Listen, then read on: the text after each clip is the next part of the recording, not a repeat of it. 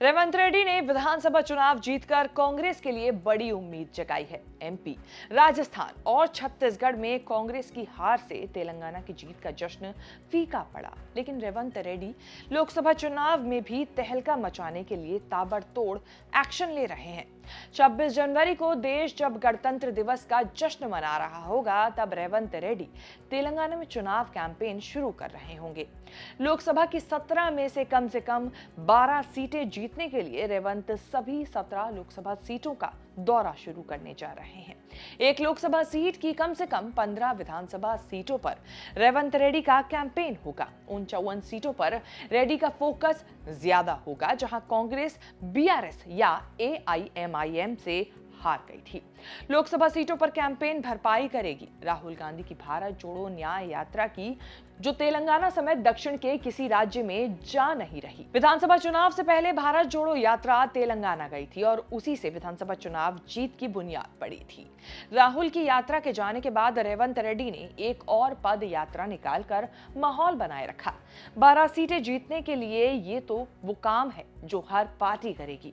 अगला स्टेप है सबसे बड़े कंपटीशन को कमजोर करना। अचानक बीआरएस के 4 विधायकों ने रेवंत रेड्डी से मुलाकात करके सियासी हड़कंप मचा दिया है।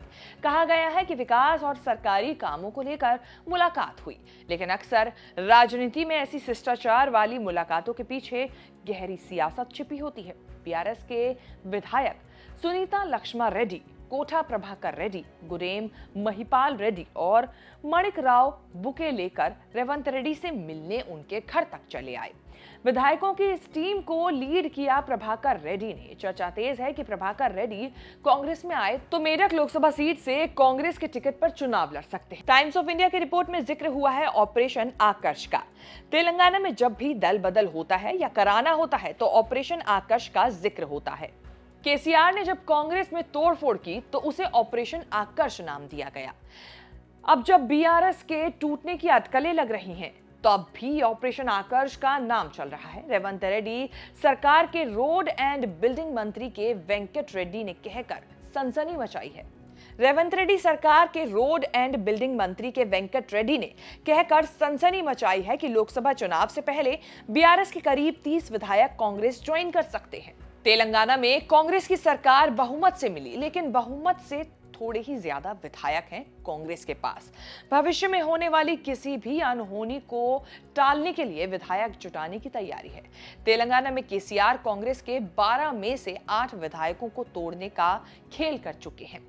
डेक्कन क्रॉनिकल की रिपोर्ट के मुताबिक रेवंत रेड्डी ने किसी बीआरएस वाले विधायकों को कांग्रेस में शामिल करने पर मंजूरी नहीं दी है।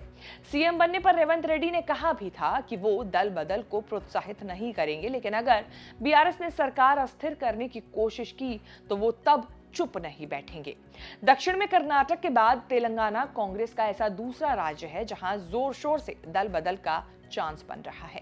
लोकसभा चुनाव के लिए रेवंत रेड्डी की एक और तैयारी ये है कि 26 जनवरी के बाद उन्होंने शाम 4 से 6 बजे का समय विधायकों से मिलने के लिए रखा है।